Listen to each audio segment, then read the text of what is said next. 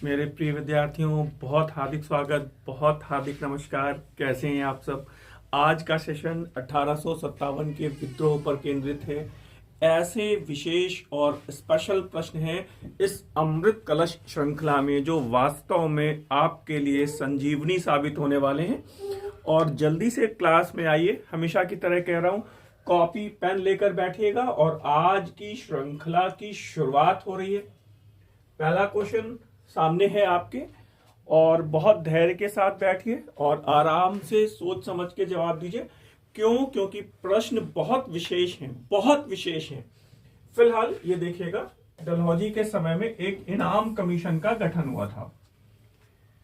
इनाम कमीशन का गठन हुआ था और इसकी रिपोर्ट के आधार पर 20,000 जागीरों को जब्त किया गया, है ना। अब आप मुझे बताइएगा कि इस कमीशन का गठन कब और कहां हुआ था। प्रश्न तो यह है कि इनाम कमीशन किसके काल में गठित हुआ, तो यह पता है कि डलहौजी के कार्यकाल में गठित हुआ। किससे संबंधित था? जागीरदारी व्यवस्था में जो जागीरों को जब्त किया गया, इससे संबंधित है। यह पूछा जा रहा है कि इसका गठन कब और कहां हुआ था। तो ऑप्शन है 1852 बंबई, 50 कलकत्ता, 54 अवध, 50 मद्रास। 4 ऑप्शन है और जल्दबाजी नहीं करनी है। ऑप्शन अगर आपको दिखाई पड़ रहा है 1854 तो गलत है, अवध में नहीं, और इसका गठन हुआ था 1852 में मुंबई में। और इस प्रश्न को नोट कर लीजिए और मुझे लगता है आज आपको हर प्रश्न नोट करना पड़ेगा, हर प्रश्न आपको स्क्रीनशॉट लेना पड़ेगा। बहुत rare of the rarest question है। अवध में आउटरम के पश्चात चीफ कमिश्नर के पद पर किसकी नियुक्ति हुई? थोड़ा ध्यान दीजिएगा। अवध में आउटरम के पश्चात चीफ कमिश्नर के पद पर किसकी नियुक्ति हुई? ऑप्शंस आपके सामने दिखाई पड़ रहा होगा, देख लीजिएगा। जैक्सन है, स्लीमैन है, हेनरी लॉरेंस है या फिर बिशप हैबर है। तो क्या गैस कर रहे हैं आप? या तो कंफर्म बताइए या फिर गैस मत करिएगा। स्लीमैन बिल्कुल भी नहीं है, ठीक है। और फिर अब 3 में से एक चुनना है तो मैं आपको बता दूं, बिशप हैबर भी नहीं है। और यहां पर जवाब है जैक्सन। बहुत इंपॉर्टेंट बात है, ध्यान रखिएगा कि आउटरम के पश्चात बेसिकली जो अवध में रेजिडेंट था उसका नाम है स्लीमैन पहले। और आपको पता है कि स्लीमैन ने अवध में कुशासन की रिपोर्ट बनाने से मना कर दिया था। डलहौजी ने स्लीमैन को बर्खास्त किया और फिर उसकी जगह आउटरम की नियुक्ति की और आउटरम ने अवध में कुशासन की रिपोर्ट को तैयार किया। उसके आधार पे अवध में कुशासन का आरोप लगाकर डलहौजी ने अवध का विलय कर लिया। बहुत इंपॉर्टेंट बात है।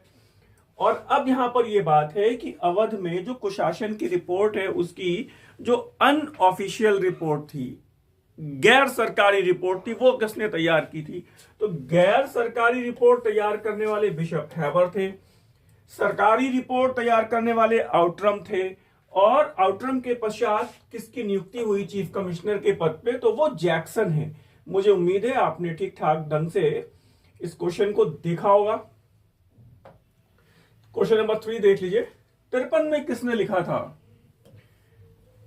पिन पॉइंट क्या है केवल कि 53 में भारतीय संदर्भों में किसने लिखा कि ये अंग्रेज घुसपैठिए थे जिन्होंने भारतीय हथकरघे को तोड़ दिया और चरखे का विनाश कर दिया। ध्यान दीजिएगा, बस केवल अगर इतना ही समझ जाएं तो मुझे लगता है कि आप आंसर की तरफ पहुंच पाएंगे। पहले इंग्लैंड ने भारतीय सूती माल को यूरोपीय मंडियों से बाहर निकाला, भारत में सूती माल की जन्मस्थली जो थी वहां पर अपने सामान को भेजा और फिर सूती कपड़ा उद्योग भारत का नष्ट हो गया। ये कथन किसका है? ऑप्शन आपके सामने है। कार्ल मार्क्स है, दादा भाई नेरोजी हैं, आरसी दत्ता है और रजनी पाम दत्ता है। तो मुझे लग रहा है कि अगर आप इसमें देख पाए और अगर कहीं गलती से आप जल्दबाजी में आंसर दे रहे हैं और अगर आपने आरसी दत्ता को चुना है तो ये जवाब गलत है। अब 3 में चुनना है आपको, अब जल्दी से बता दीजिए। और फिर मुझे दिखाई पड़ रहा है अगर कहीं आपने दादा भाई नेरोजी को चुन लिया है तो ये जवाब भी गलत है। और यहां पर ये जवाब से ये कार्ल मार्क्स कहते हैं इस बात को कि वो अंग्रेज घुसपैठिए थे जिन्होंने भारतीय करघे और चरखे का विनाश कर दिया। फिलहाल अगला क्वेश्चन देखिएगा। शानदार प्रश्नों की श्रृंखला में ये वास्तव में प्रश्नों की संजीवनी है जो आप तक इस अमृत कलश श्रृंखला के माध्यम से पहुंच रही है। डलहौजी ने 1852 में पेशवा बाजीराव द्वितीय की मृत्यु के बाद उनके दत्तक पुत्र धोंदू पंत नाना साहब की पेंशन बंद कर दी। जैसे ये कहा जाता है ना कि कानपुर में नाना साहब की अप्रसन्नता का कारण क्या था, उनकी पेंशन बंदी।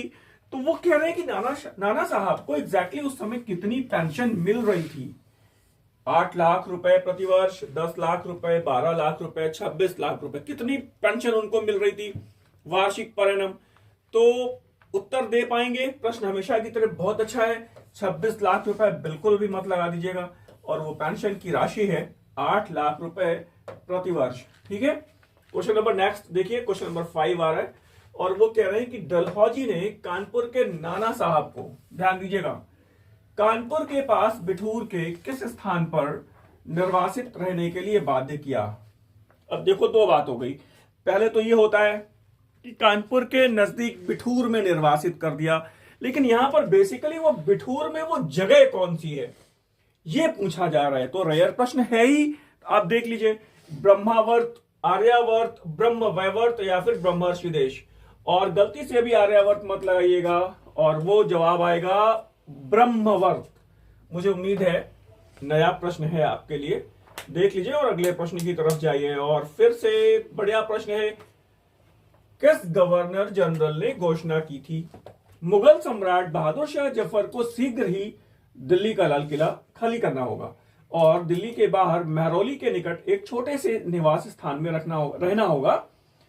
यानी कि जो बहादुर शाह जफर हैं उनको लाल किला खाली करके और महरौली के पास जाना होगा। ये कौन कहता है? 1849 में डलहौजी ने कहा, 57 में कैनिंग ने कहा, 43 में एलन बरो ने कहा, या फिर उपर्युक्त में से कोई नहीं। 4 ऑप्शन है, प्रश्न को देख लीजिए, बढ़िया से देखिएगा और मुझे बताइएगा ऑप्शन इसमें क्या आ रहा है। और अगर आप कहीं गलती से कैनिंग की तरफ जा रहे हैं तो बिल्कुल गलत हो जाएगा। और यहां पर जवाब है लॉर्ड डलहौजी, 1849। आई थिंक ठीक जा रहा है, गलत तो नहीं हो रहा है। अभी हमने 6 प्रश्न किए हैं, कितने गलत हो गए ये बताइए।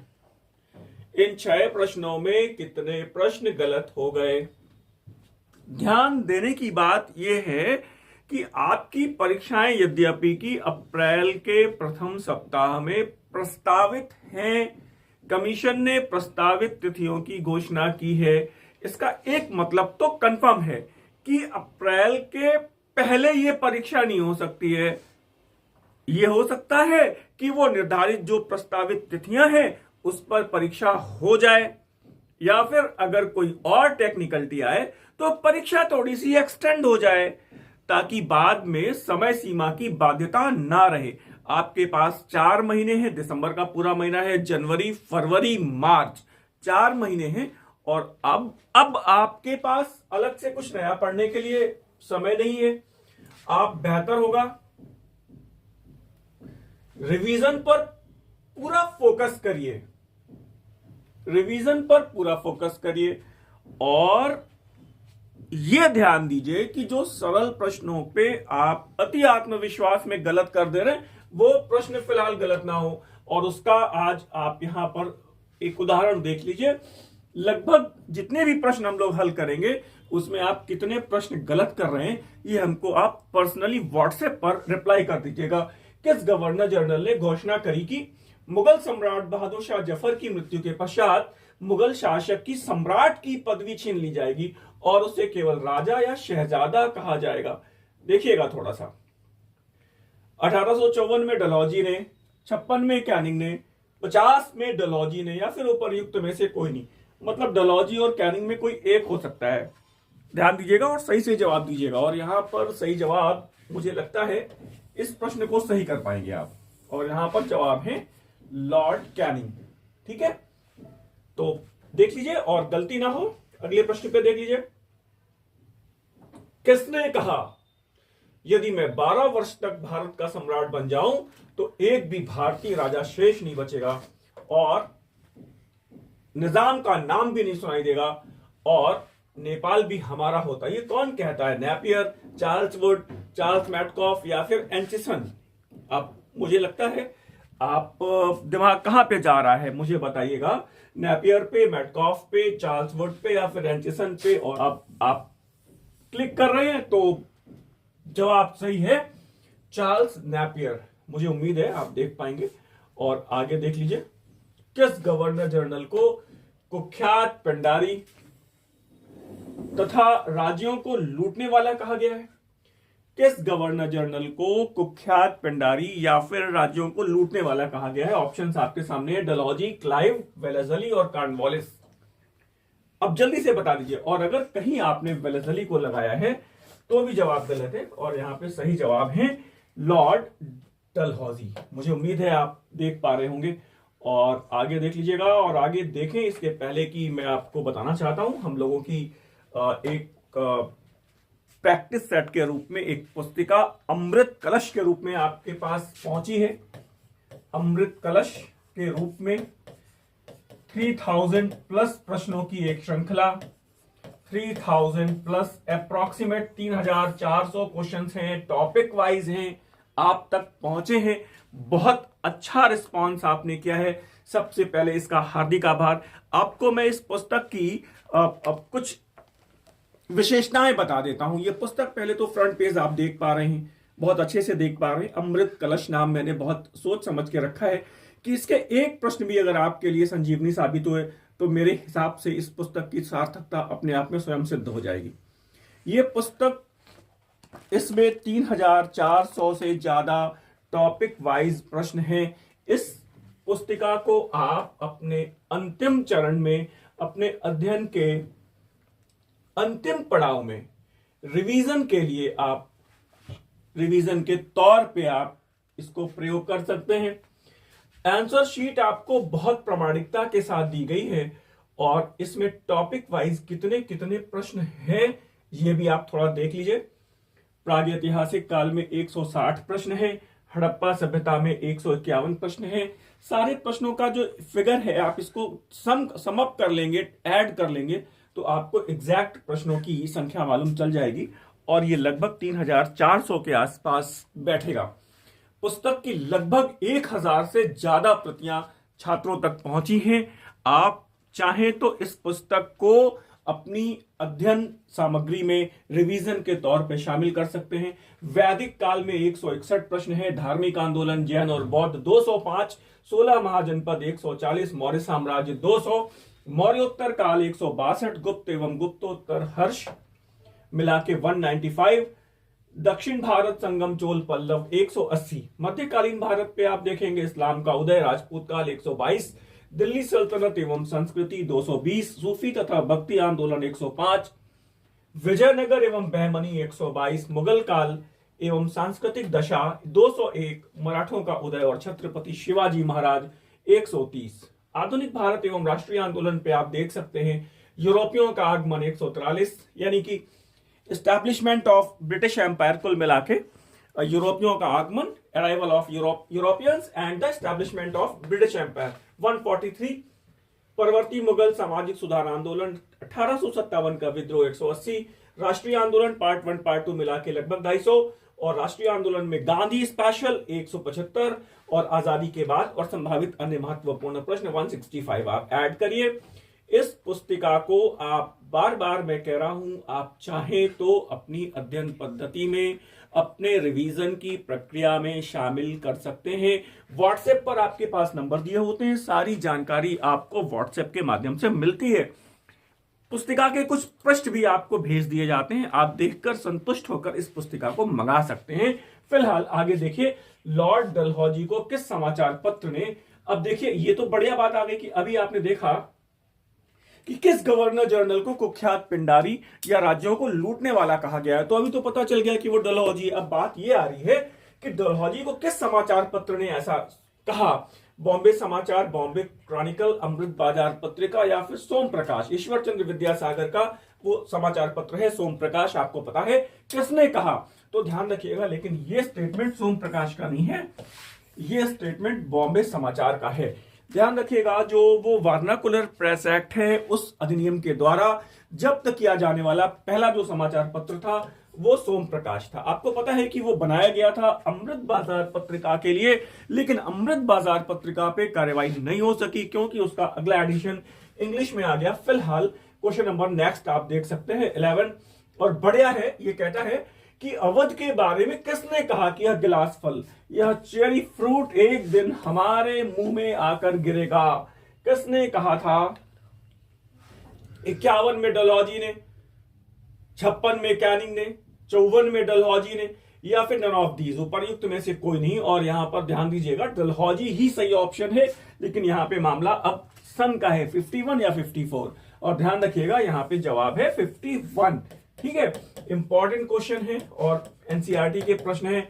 आप बेहतर होगा प्लीज इसको अच्छे से तैयार करिए। इन प्रश्नों में पता नहीं कौन सा एक प्रश्न आपके लिए निर्णायक हो जाए। डलहौजी ने अवध में कुशासन का आरोप लगाकर अवध नवाब वाजिद अली शाह को अपदस्थ करके कहां निर्वासित कर दिया? यानी कि जो वाजिद अली शाह अपदस्थ हुए वो कहां भेज दिए गए? वो कलकत्ता के मटिया बुर्ज गार्डन रीच, या फिर कलकत्ता के फोर्ट विलियम में, कानपुर के बिठूर में, या फिर म्यांमार आधुनिक परमार रंगून में? ध्यान रखिएगा यहां पर जवाब है कलकत्ता के मटिया बुर्ज गार्डन रीच में। ध्यान रखिएगा यह बात भी कि बहादुर शाह जफर को म्यांमार में, म्यांमार की राजधानी जो वहां पे दागोन है एक जगह, वहां पर निर्वासित कर दिया गया था। बेगम जीनत महल के साथ बहादुर शाह जफर म्यांमार में रहे, और वाजिद अली शाह कलकत्ता के मटिया बुर्ज। गलती से भी आप कानपुर मत लगाइएगा, ठीक है ना। क्वेश्चन नंबर 13 देखिएगा, अवध के विलय पर किसने लिखा था?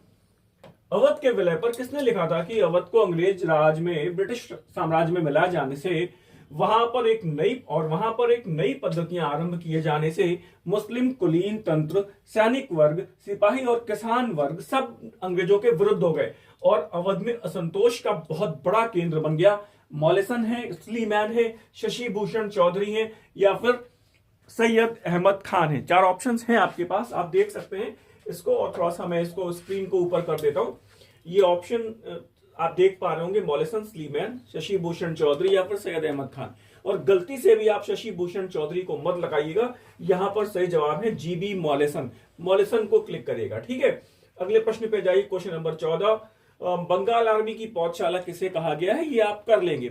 बंगाल आर्मी की पौधशाला या फिर nursery of the Bengal army, nursery of the Bengal army, तो वो अवध है। अवध है, क्यों कहा गया है ये बात भी ध्यान रखिएगा कि अवध को बंगाल आर्मी की पौधशाला इसलिए कहा जाता है क्योंकि बंगाल आर्मी में 75,000 भारतीय सैनिक अवध से ही भर्ती किए गए थे। विपिन चंद्रा सर ने लिखा है कि अवध का शायद ही कोई ऐसा परिवार बचा होगा जहां पर कोई एक सदस्य ब्रिटिश सेना में भर्ती ना हुआ हो। मतलब हर परिवार से कम न्यूनतम एक व्यक्ति जरूर ब्रिटिश सेना में भर्ती हुआ था, इसलिए अवध को बंगाल आर्मी की पौधशाला या नर्सरी भी कहा गया है। और क्वेश्चन नंबर 15 देख लीजिए, जाति अक्षमता निवारण अधिनियम अथवा धार्मिक अयोग्यता अधिनियम 1850। ध्यान रखिएगा मामला यह है कि जो रिलीजियस डिसएबिलिटीज एक्ट था, इसके आधार पे किसी भी व्यक्ति को ईसाई धर्म स्वीकार कर लिए जाने पर, कोई भी हिंदू व्यक्ति अगर ईसाई धर्म को स्वीकार कर लेता है तो अब उसको अपने पिता की वंशानुगत उत्तराधिकार संपत्ति के अधिकार से वंचित नहीं किया जा सकता था। सामने आपका लिखा हुआ है, यह 1850 में पारित हुआ। ये सारी बात आपको समझ में आ रही है, लेकिन कह रहा है कि किस धारा संख्या से ये बात इंप्लीमेंट हुई, किस धारा संख्या के आधार पर यह कानून बन गया 1850 में। तो धारा संख्या 5, 21, 17 या फिर 15, अब आप बताइएगा मुझे। और अगर यहां पर आप क्या लगाएंगे, मुझे बहुत उम्मीद है अगर आप थोड़ा सा ट्रायल एंड एरर का मेथड लगाएंगे तो सही जवाब में पहुंच जाएंगे। यहां पे धारा संख्या 21 है। आपको यह पता होना चाहिए कि वो धारा संख्या 5 1843 का अधिनियम, दास प्रथा उन्मूलन, धारा संख्या 17 1829 सती प्रथा निरोधक अधिनियम, और धारा संख्या 15 आपको पता है वो विधवा पुनर्विवाह अधिनियम की धारा संख्या 15। तो कुल मिलाकर अगर 3 ये आपको पता है तो ये नया प्रश्न हो सकता है आपके लिए, और यहां पे सही जवाब है धारा संख्या 21। और अब आप यहां पर आप चाहें तो इसका स्क्रीनशॉट ले सकते हैं। विधवा पुनर्विवाह अधिनियम 26 जुलाई को अधिनियमित, धारा संख्या 15, सती प्रथा निरोधक अधिनियम 1829, धारा संख्या 17, दास प्रथा उन्मूलन अधिनियम और 1843, धारा संख्या 5। मुझे लगता है एक ही प्रश्न में बहुत सारे प्रश्नों को मैंने कंक्लूड किया है। आप फटाफट अगला प्रश्न देख लीजिए। सामान्य सेवा सेना भर्ती अधिनियम, जनरल सर्विस इंलिस्टमेंट एक्ट, जिसके तहत कैनिंग ने यह घोषणा करी थी कि ब्रिटिश सेना में भर्ती होने वाले सैनिकों को आवश्यकता पड़ने पर समुद्र पार जाना होगा। यह अधिनियम कब पारित हुआ, सन बताना है आपको। यद्यपि कि ये जो अधिनियम है, इससे सैनिकों में भारी असंतोष फैला, क्योंकि यह मान्यता थी कि अगर समुद्र के पार जाते हैं तो हमारा धर्म भ्रष्ट हो जाता है। तो फिलहाल मैं यहां पर थोड़ी देर के लिए इस प्रश्न को रोक रहा हूं। आपसे यह पूछना चाहता हूं कि मुझे यह बताइए, भारतीय इतिहास में लिखित रूप से समुद्र पार जाने वाले, विदेश यात्रा करने वाले, पूरे भारतीय इतिहास में भारतीय जो हमारा अभी तक का लिखित हिस्टोरिकल जो एविडेंस है, उसमें कौन से वो व्यक्ति थे जो पहली बार भारत से बाहर गए? तो अगर आपको याद हो तो वो अशोक का पुत्र महेंद्र है, पुत्री संघमित्रा है, जो ताम्रलिप्ति बंदरगाह से ध्यान रखिएगा, ताम्रपर्णी यानी कि श्रीलंका गए, समुद्र पार गए, समुद्र के बाहर गए, देश के बाहर गए। बात समझ में आ रही है? और आधुनिक काल में विदेश यात्रा पर जाने वाले पहले व्यक्ति थे राजा राम मोहन रॉय। आपको पता है कि ब्रिस्टल में ही उनकी समाधियां हैं। कुल मिलाके मुझे उम्मीद है बात ठीक है। अब यहां पर आप देख लीजिए कि यह प्रश्न यह कह रहा है कि वो सामान्य सेवा भर्ती अधिनियम कब पारित हुआ था, 56 में, 54 में, 52 में या फिर 1850 में? क्या लगा रहे हैं यहाँ पे आप? और अगर गलती से भी 1854 लगा रहे हैं तो गलत है, और यहाँ पे जवाब है 1856। मुझे उम्मीद है बहुत सारी बातें लगातार क्लियर हो रही हैं। और अगले क्वेश्चन पे जाइए, क्वेश्चन नंबर 17 है।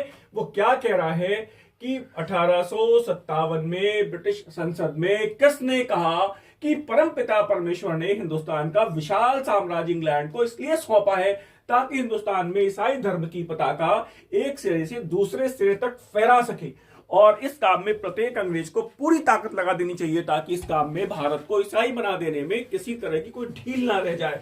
तो प्रश्न तो आपने देख ही लिया है, उत्तर देख लीजिए, ऑप्शंस देख लीजिए। पामस्टन ने कहा, डिज़राइली ने कहा, मैंगल्स ने कहा या फिर मेजर एडवर्ड्स ने कहा। अब मामला तो यह हो गया कि मेजर एडवर्ड्स तो हो ही नहीं सकता, क्योंकि यहां पे रिमार्क लिखा हुआ है। मेजर एडवर्ड्स ने कहा था कि भारत पर हमारे अधिकार का एकमात्र उद्देश्य संपूर्ण भारत को ईसाई बना देना है। तो अब तीन में से कौन एक है? तो मुझे उम्मीद है आप कर पाएंगे, और वो है मैंगल्स। एक प्रश्न यहां पर यह भी इंपॉर्टेंट है कि 1857 के विद्रोह के समय ब्रिटेन के प्रधानमंत्री कौन थे? तो वो थे लॉर्ड पामस्टन। मुझे उम्मीद है चीजों को आप समझ पा रहे हैं। और अगले प्रश्न पे जाइए। वो कह रहे हैं कि ब्रिटिश सेना में पहला धार्मिक विद्रोह कब हुआ? ध्यान रखिएगा, ब्रिटिश आर्मी में जो पहला धार्मिक विद्रोह हुआ सेना में, वो कब हुआ? 6 में वेल्लोर में, 56 में बहरामपुर में, 57 में बैरकपुर में या फिर 38 में शोलापुर में। और मुझे लगता है इस प्रश्न को आप आसानी से हैंडल कर पाएंगे, और यहां पे सही जवाब है 1806। मुझे उम्मीद है आपने अच्छे से कर लिया होगा। और आगे रिमार्क्स भी देख लीजिए आप। 1806 में मद्रास के निकट वेल्लोर में भारतीय सैनिकों ने माथे पर टीका लगाने एवं पगड़ी पहनने पर लगी पाबंदी के विरुद्ध विद्रोह कर दिया था। ये आपको दिखाई पड़ रहा होगा। और मैं आपको फिर से एक बार रिमाइंड कराना चाहता हूं कि हमारी जो अमृत कलश श्रृंखला है वो आपके रिवीजन में बहुत कारगर साबित हो सकती है। इस पुस्तिका को आप अवश्य मंगा सकते हैं, इसको अपने रिवीजन में शामिल कर सकते हैं। संस्था में सफल हुए छात्रों का आप एक बार चित्र भी देख पा रहे होंगे। हजारों छात्रों ने यह पुस्तिका अपने अध्ययन के लिए मंगाई है, रिवीजन के लिए। ये हमारी अमृत कलश श्रृंखला 3000 प्लस प्रश्नों का संकलन टॉपिक वाइज है। आप इसे स्क्रीन पर दिए गए नंबरों पर देखकर मंगा सकते हैं, और हम लोग आगे बढ़ें इसके पहले आज का ये सेशन समाप्त करने का वक्त है, और मुझे विदा दें। धन्यवाद, नमस्कार।